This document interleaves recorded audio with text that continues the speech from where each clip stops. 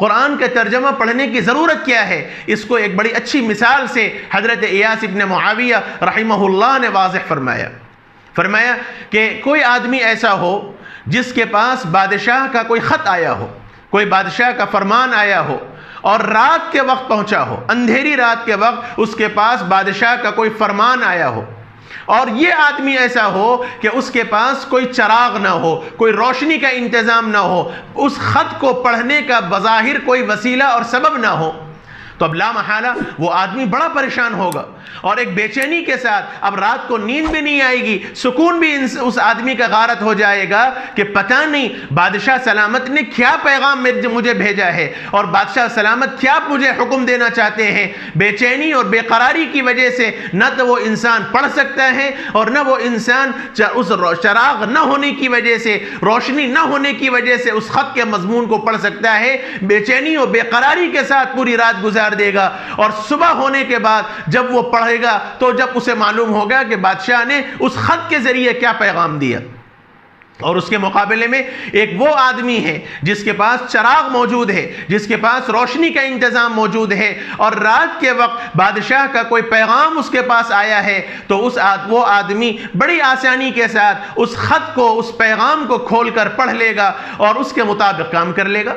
हज़रत इयास इब्न मुआविया रहमहुल्लाह ने फरमाया यही हाल कुरान मजीद का है कि जो आदमी कुरान की तफसीर को पढ़ता है, कुरान के तर्जमे को पढ़ता है, तो उसकी मिसाल वही है कि रात के वक्त उस आदमी के पास बादशाह का ख़त पहुंचा और चराग और रोशनी के नतीजे में उसने उस ख़त के मजमून को पढ़ लिया और समझ लिया और उसके मुताबिक अपना वक्त गुजार लिया। और वो आदमी जो कुरान पढ़ता तो है लेकिन पढ़ने पर कुदरत तो रखता है लेकिन तफसीर नहीं समझता, उसकी मिसाल उस आदमी की सी है जिसके पास रात को बादशाह का पैगाम पहुंचा लेकिन अंधेरे की वजह से पढ़ न सका और अमल न कर सका और नतीजा सुकून और करार ख़त्म हो गया और पूरी रात बेचैनी के साथ गुजारा।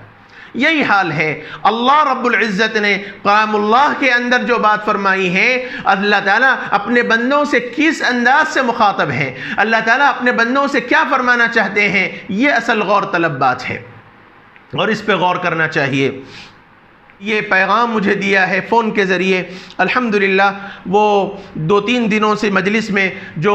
कुरान मजीद की तफसीर से मुतअल्लिक़ और तर्जमे के मुतअल्लिक़ बात आ रही है, तो मेरे अपने बास चाहने वालों ने और शागिर्दों ने ये ख्वाहिश ज़ाहिर की है कि कुरान मजीद का रोज़ाना कुछ ना कुछ तर्जमा और तफसीर भी एक सिलसिला शुरू किया जाए, तो इंशाअल्लाह हम लोगों को बहुत फ़ायदा होगा। दर्स में हमने बहुत सुना लेकिन अवामी अंदाज़ के तफसीर का अगर बात सामने आ जाए तो आवाम को भी फ़ायदा होगा और हमको भी फ़ायदा होगा। ये मेरे अपने बास चाहने वालों और मेरे अपने शागिर्दों की मोहब्बतें हैं। अल्लाह ताला उनकी इस मोहब्बत को मेरे और उन सब के और सारी उम्मत के लिए नजात के ज़रिया और सबब बनाए। ख्याल हुआ अल्हम्दुलिल्लाह कुरान भी अल्लाह के करम से ख़त्म हुआ तरावीह में, तो ख्याल हुआ इंशाअल्लाह रोज़ाना ये सिलसिला इस्लाही ये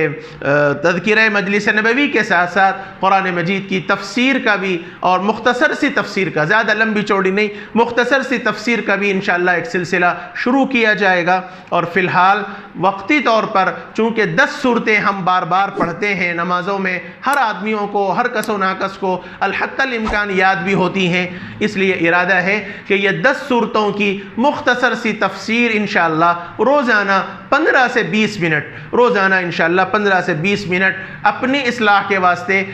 आपके सामने अर्ज़ की जाएगी। अल्लाह करे ये सिलसिला अल्लाह पाक कबूल फ़रमाए और इस्तिक़ामत के साथ अल्लाह ताला इसको तादेर कायम फ़रमाए और मेरे और हम सब के लिए अल्लाह इसको हिदायत के ज़रिया और सबब बना दे। अल्लाह ताला इसको कबूलियत से नवाजे, कुरान के उलूम अल्लाह ताला हम सब के सीनों पर खोल दे। इंशाअल्लाह कल से ये सिलसिला अल्लाह ने चाहा तो शुरू किया जाएगा। वसल्लल्लाहु वसल्लम व बारक अला नबिय्यिना मुहम्मद व अला आलिहि व सहबिहि अजमईन वल्हम्दुलिल्लाहि रब्बिल आलमीन।